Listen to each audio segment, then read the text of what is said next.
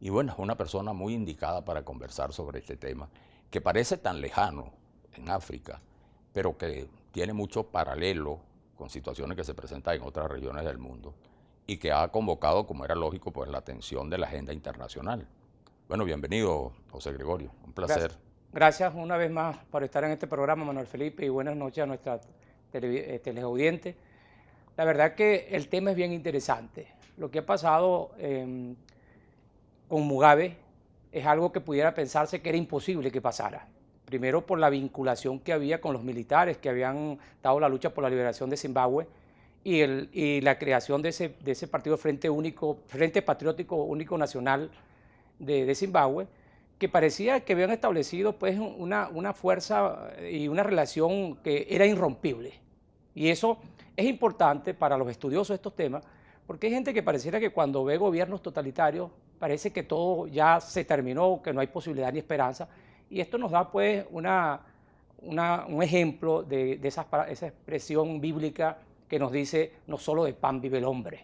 Ahora, esto es muy interesante también, José Gregorio, porque Mugabe construyó como una versión del totalitarismo o del autoritarismo, ¿no? Claro, basado inicialmente en su condición de héroe, ¿no? De la independencia, ¿no? De la lucha por la independencia contra la discriminación racial, y eso le dio un gran poder.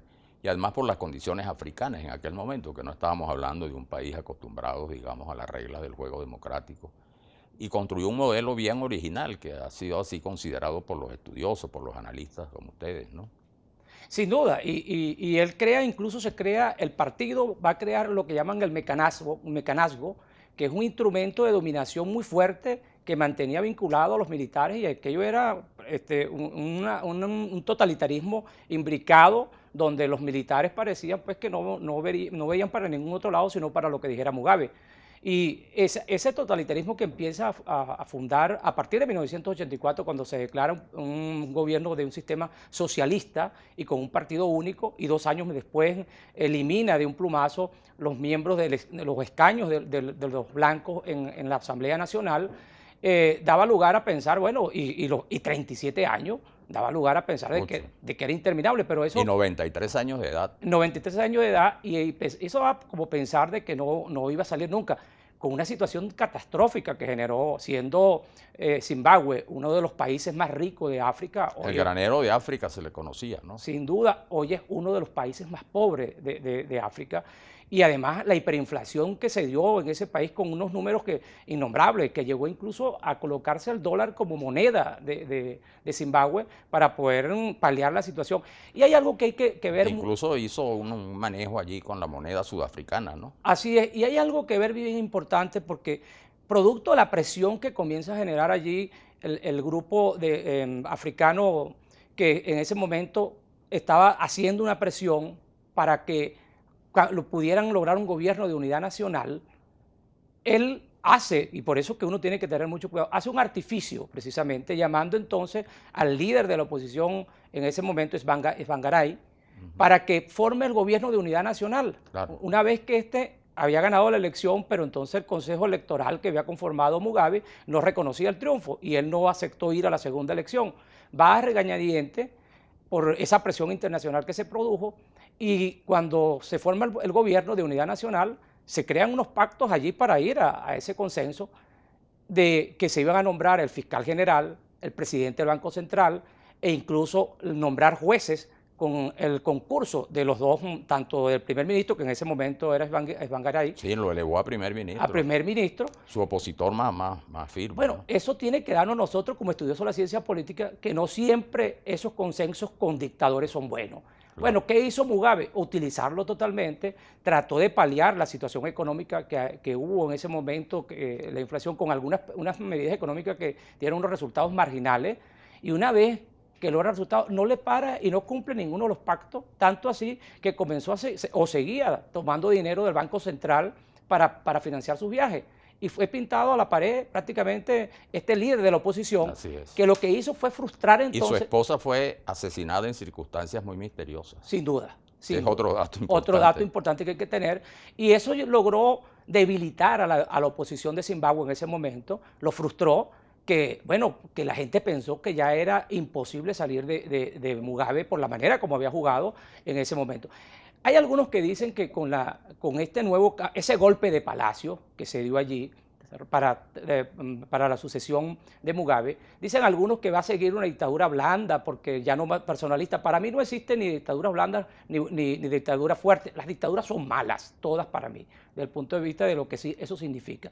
Pero lo que sí se debe tener en claro y en cuenta es que lo que ha pasado en Zimbabue es fundamental e importantísimo en la ciencia política e incluso para el análisis comparativo. Así es. Porque en lo que ha pasado allí nos da a pensar a nosotros, primero, que si la oposición de Zimbabue y la sociedad civil, aprovechando esa efervescencia que lo vimos en las calles cuando decidió que hoy se está cumpliendo 8 días que renunció Mugabe, la gente salió a la calle esperanzada en que viene la democracia.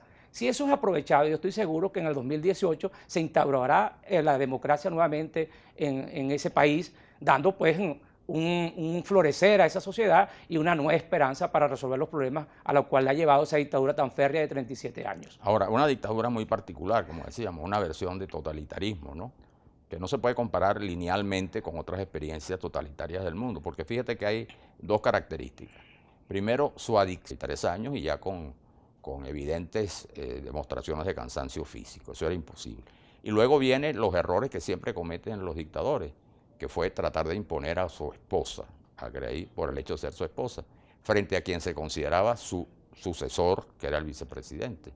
Eso provoca ese diferendo, que por supuesto genera otra consecuencia, pero no podría hablarse de que allí la oposición triunfó, que allí hubo un golpe de Estado típico militar, sino, bueno, fíjate todos los favores de que ha sido objeto, es más, él mismo es el que anuncia, es decir, no fue un golpe que lo... Es decir, es curioso todo esto que ocurrió en Zimbabue. Muy bien, Manuel Felipe, claro, es lo que dije al comienzo, cuando decían que algunos dicen que lo que va a seguir esa dictadura ya no tan personalista como la de Mugabe, sino una dictadura más light, por decirlo así, pero que yo digo que sigue siendo dictadura. Y como bien lo has dicho, allí la oposición no jugó un papel importante precisamente porque jugó erráticamente. Esa decisión de Tsvangirai de ir al gobierno de Mugabe precisamente frustró a la oposición venezolana y creyeron que con esos acuerdos que estaba planteando... La oposición de Zimbabue, lo que pasa es que uno está permeado con lo que pasa. Establece comparaciones automáticas y además que estamos viviendo una situación en Venezuela que se parece mucho en estos casos. Para los analistas ha habido un paralelo, guardando las diferencias, ¿no? Pero... Sin duda, hay un paralelo porque hemos visto el comportamiento de la oposición allá, la frustró y la gente perdió la esperanza. Por eso que yo aprovecho de decirle a todos aquellos que le dicen a uno, es que no se puede, yo tengo que irme del país porque no hay salida. No, cuando todo parece que va a ser eterno, tiene su final y después de la oscuridad siempre viene la luz. Y estos regímenes en el mundo de hoy son imposibles su existencia. Así es, yo creo que eso es lo fundamental, ¿no? Así es, son imposibles su existencia porque hay una presión. El mundo internacional de hoy es un mundo de globalización, donde ya la gente no habla de esa retórica, Manuel Felipe, de la autodeterminación de los pueblos. Ya la gente habla de integración de los pueblos. Así es. Y la democracia es un valor universal en este momento. Bueno, te agradecemos mucho, ¿verdad, José Gregorio? Tu valiosa intervención, opiniones en este caso. Bueno, gracias. Bueno, ya regresamos con la hora clave.